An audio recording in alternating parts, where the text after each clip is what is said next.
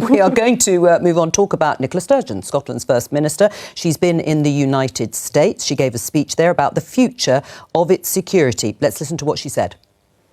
Coupled with a strong relationship with the United Kingdom, membership of the European Union and membership of NATO will be cornerstones of an independent Scotland's security policy.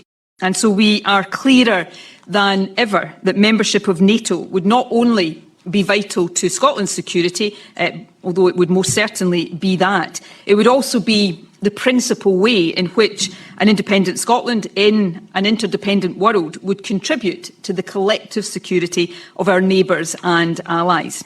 Alison, how do you square wanting to join a defensive alliance, NATO, which is underpinned by nuclear capability, with wanting to remove one of its nuclear deterrents from your own territory?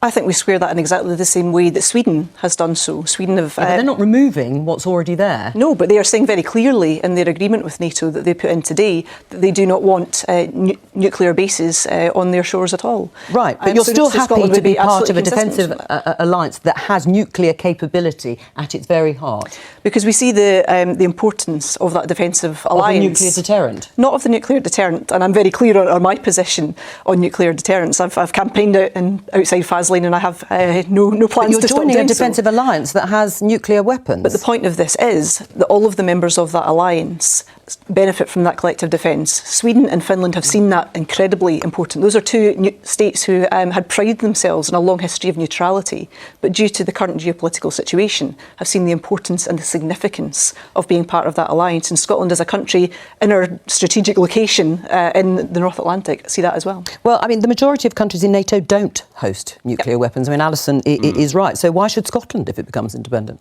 Well, what's happening here is Nicola Sturgeon wants to move Scotland from a position where it contributes actively within the UK to the NATO nuclear umbrella to taking a free ride under that nuclear umbrella, but without doing the kind of slightly gritty stuff of hosting the submarines. So the point I think is really important is the implications for the rest of the UK, because things like nuclear deterrent, where we've decided we want an independent one, and if you see what's happened to Ukraine, the only country ever to give up independent nuclear weapons, you see the importance of that. The rest of the UK can't be expected every 5, 6, 10 years to wait on another Scottish independence referendum in order to guarantee this long-term, if you like, geopolitical instance. So that's why I think it's very important that independence referenda like this happen once in a generation. And it means that because we've taken decisions to carry on putting most of our nuclear defence infrastructure in Scotland, partly based on the 2014 decision to stay within the United Kingdom. Dolly, do you support the SNP's push, Nicola Sturgeon clearly setting it out or restating it, towards wanting to join NATO? I can understand that given Russian aggression in Ukraine, I can understand why joining NATO would seem like something that would make Scotland safer. But I really do think that when you look at the broader historical context here, having these military alliances, creating these kind of games of nuclear chicken with one another, ultimately makes the world less safe. When you look, for example, some of the aggression that NATO has been involved in, Libya, Afghanistan, these are all interventions that not only created ongoing knock-on effects, such as the rise of ISIL, such as displacement crises, it also set a precedent of these illegal invasions that now Russia has continued to our horror. And so I think from a broad historical lens, demilitarizing and pulling away from the scaling up of military engagement, including of nuclear weapons, and investing that money into, for example, Scotland is currently 1 in 4 kids are in poverty. That is actually a much better way of conferring a more meaningful form of safety and security for everyday people. Well, I disagree. I think there's something in what you say about lowering the threshold for invading other countries have happened during the neocon era, and even if it's for the best of humanitarian intentions, certainly the Iraq invasion, the Libyan one, you can see that's compromised the moral position of the West in this regard. But in terms of the idea that we just roll back from being well defended and having nuclear weapons, you just leave the baddest regimes to determine what happens on the ground. I don't think we can possibly do that. Laura? The entire UK nuclear submarine infrastructure is based in Scotland. And the SNP have pledged to put an end to it if they achieve independence. We are at the most dangerous moment in global politics since the end of the Cold War, when the UK's nuclear umbrella has never been more critical. And there was a really good article written in the National Enquirer in the US by Professor Azim Ibrahim, who is one of Biden's foreign policy advisors, saying what he's been telling him, that if Scottish independence is achieved, it will blow a hole in the UK's 5 to 10 year nuclear defence strategy, and it will completely undermine the entire NATO alliance. So I think that there is an unbelievably difficult task that the SNP will have to perform to acquire membership of NATO, and I think that their stance on nuclear weapons, I have to say I have an interest because I represent the atomic weapons establishment in my constituency, where the only place in the United Kingdom where nuclear weapons are produced. I would argue, rather than being redundant, they keep us safe every day by the work that they do and the nature of the way that they inhabit the world, and I think it is absolutely nuts that the SNP is proposing to abolish them. Alison, on that. Consistent with what NATO's about. It's certainly not. Most countries in the world don't have nuclear weapons, don't seek to have nuclear weapons. If it were the case that nuclear weapons made everybody safer, everybody would have them, and they don't, and they actively choose not to.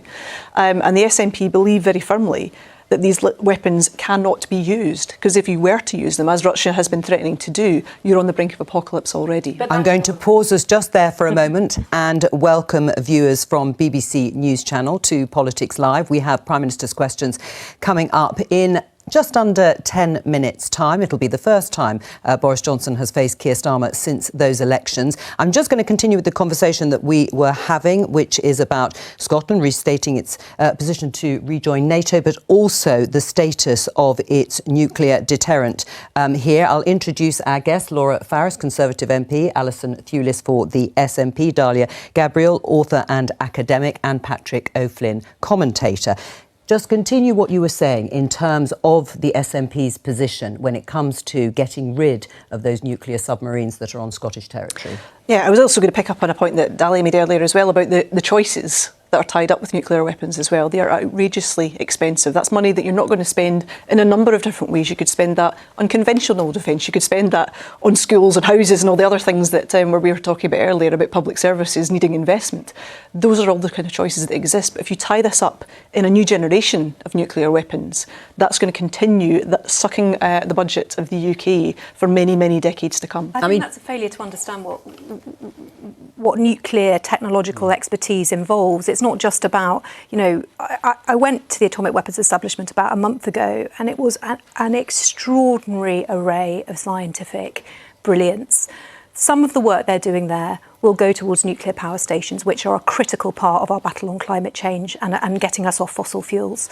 Some of the expertise they're delivering and some of their knowledge of geopolitics was like nothing I've ever really seen. What I didn't realise is that every single nuclear weapon the UK produces is accommodated on a Scottish-produced submarine. So Scotland, the SNP saying we'll get rid of the nuclear submarines, is saying we will disarm the United Kingdom, and the United Kingdom has to make a decision whether now, as I say, the most dangerous moment since the end of the Cold War, the Scottish people might need to make a decision. They want to live in a country that has no nuclear weapons and takes us completely reduces our defence. I mean, this should be an issue for the Scottish people to decide. And they did, and English people, if you don't mind, Welsh if you don't and Northern mind, Irish. civil society in Scotland, the people in Scotland have long protested against nuclear weapons being based in our country because we don't think they make us safer, they make us a target. But why didn't they vote for independence in 2014? Well, Glasgow did, and I was very proud that we did. And in 2014, for many people, yes, we didn't quite make that case. But since 2014, we've seen Brexit, we've seen all of the things that have happened in the world, and we've seen a UK government failing to stand up for the living standards of the people in Scotland too, by failing to act in this cost of living crisis. People in Scotland are not seeing the benefits of the union, and more on the doorsteps I'm chapping the doors of people who didn't vote yes in 2014 why are coming to that Why is conclusion. Westminster so scared of a Scottish If the SNP is going to be able to, perhaps through a dodgy deal with Keir Starmer in a coalition rainbow, going to be able to deliver these regular referendums on secession, then the rest of the UK, and I would say the UK government now, has to think about transferring our technology for our independent deterrent and all those high-tech, high-paid jobs away from Scotland. It's not a viable long-term risk that a responsible UK government should be taking at all. Dahlia, what were you trying to say there about why you think they're so scared? Well, I guess that is my question. If you feel so comfortable in the will of the Scottish people, then what does it matter to you that there would be another referendum? What I want to say is we've gotten to this really bizarre scenario where we believe that flooding the world with nuclear weapons makes us less likely to have a nuclear war. In fact, it's the exact... nuclear non-proliferation treaties, we have the test ban treaties. In fact, it makes complete sense. By which you shouldn't be building more nuclear weapons under those treaties. We should be starting to think about what the pathway towards a nuclear-free world could look like. Can it happen tomorrow? Of course not. But the first step on to that is leaders like Nicola Sturgeon beginning to normalise the idea that a nuclear-free world is possible. That is a bold stance. By joining NATO. Well, I don't agree that President Biden. I don't agree that she should join NATO for that exact reason. Well, that's clearly stated by you there. I mean, Alison, would that for you satisfy your concerns? Rishi Sunak comes back, let's say does do something around a windfall tax, more targeted help for those on the lowest incomes. And that, to some extent, they would look again in the autumn when there could be another rise in the energy price cap. Would that be enough? But I think all of the measures that the government have taken so far have been half measures, have been not quite enough. But would those be? I mean, I know I'm speculating, but it looks as if there was some suggestion in one of your headlines of an increase using the Hope-Born Homes discount by £600. And that's the discount that does help people who are in levels of fuel poverty. You had the Chief Executive of Scottish Power saying £1,000 on bills. For people who are on prepayment meters, this is a huge concern because they're having to feed their meter right now. They're seeing increased costs right now. They can't wait until the autumn to get more money in.